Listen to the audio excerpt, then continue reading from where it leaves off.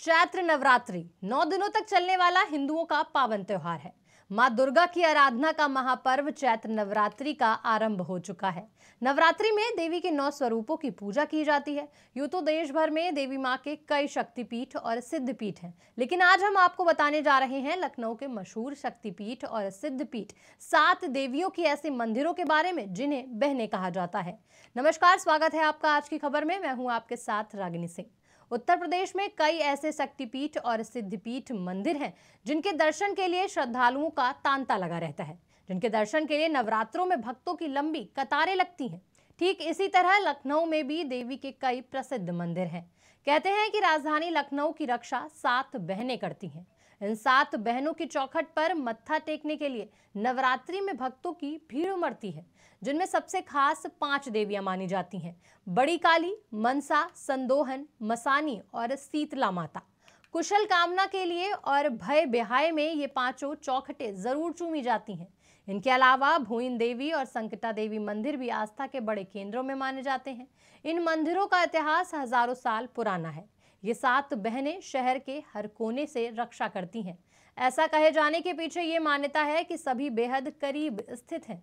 ये सभी कहा जाता है कि लखनऊ में कोई भी बड़ी बाधा आती है तो लखनऊ के लोग इन मंदिरों में पहुंचकर अवश्य ही प्रार्थना करते हैं ताकि सभी बाधाएं दूर हो जाएं। कोविड काल में भक्तों ने इन मंदिरों में रहने वाले पुजारियों को हवन का पैसा देकर उनसे वायरस को खत्म करने तक की प्रार्थनाएं कराई थी। कालीबाड़ी मंदिर, ये मंदिर चौक में मौजूद है और इस मंदिर का आसन बहुत ही ऊंचा है। कहते हैं कि कभी आदि गंगा गोमती इसके पास से बहा करती थी। मुख्य मंदिर के चारों तरफ कई छोटे बड़े मंदिर हैं। इसमें एक का शिखर गया शैली में बना हुआ है। इस मंदिर में रजत वेदी पर लक्ष्मी और नारायण की हजारों साल पुरानी चतुर्भुज युगल प्रतिमा है। कुछ विद्वान इसे नर नारायण की मूर्ति मानते हैं, जो यही पुरातात्विक अवशेष हैं। मनसा देवी मंदिर जो 100 साल से भी ज्यादा पुराना है। ये मंदिर लखनऊ की छोटी काशी चौपटिया में बड़ी काली मंदिर के कुछ ही दूर स्थित है। बेहद प्राचीन मंदिर होने की वजह से नवरात्रि में यहाँ भक्तों की लंबी लाइन लगती है। कहते हैं यहाँ दर्शन करने से भक्त अनचाहे भय से मुक्त हो जाता है, यानी किसी को अगर भ्रम की बीमारी है तो दूर हो जाती है। संदोहन देवी मंदिर लखनऊ का प्राचीन स्थल था सिंधु वन। इस वन में एक तालाब हुआ करता था जिसके अवशेष संदोहन देवी मंदिर के पास मिलते हैं। सरोवर के साथ मौर्यकालीन मूर्तियां भी मिली थी। इनमें से कुछ अब भी मंदिर परिसर में मौजूद हैं। चौपटिया चौराहे पर स्थित इस मंदिर की सुंदर प्रतिमा दर्शनीय है। संदोहन जी लखनऊ के 5 देवी मंदिरों की रत्ना माला की मध्यमणि है। 500 साल पुराना शक्तिपीठ और सिद्धपीठ इसे भी माना जाता है। यहाँ पर शादी के बाद नए जोड़े अक्सर पूजा पाठ करते हुए नजर आते हैं। यहाँ पर मुंडन भी हुआ करते हैं। नवरात्रि में इस मंदिर का अलग ही महत्व होता है। शीतला देवी मंदिर मेहंदीगंज में शीतला देवी का एक प्राचीन मंदिर है। कहते हैं कि लवकुश ने इस मंदिर की स्थापना की थी, तब ये गोमती इस मंदिर के पास से बहा करती थी।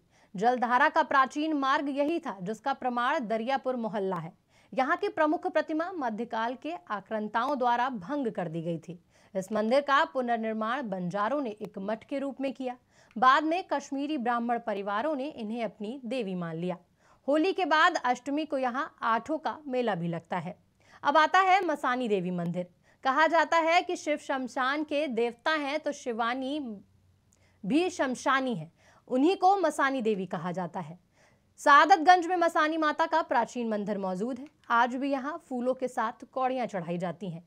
मध्यकाल में भगवती का ये गुप्तकालीन प्रतिमा कदम के नीचे कुएं में मिली थी। साल 1983 में, माफ कीजिएगा 1883 में पुजारी ने इस मंदिर की नई रूपरेखा तैयार की थी। यहाँ लोग मनोकामना की चौकी भरते हैं और 7 बुध जाकर उनकी चौखट पर फूल, पान, लौंग, बताशा और कौड़ी चावल से सजानी होती है।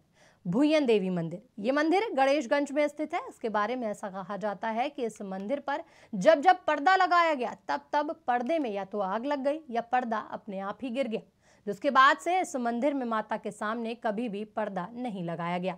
इस मंदिर में देवी का मुख पूर्व दिशा की ओर है।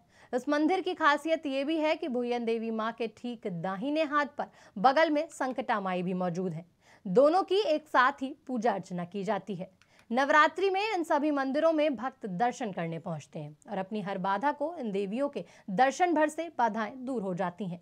चैत्र नवरात्रि का आरंभ हो चुका है। अगर अब तक आपने माता रानी के दर्शन नहीं किए हैं तो इन मंदिरों में जरूर जाएं। फिलहाल मुझे दीजिए इजाजत और आप देखते रहिए आज की खबर।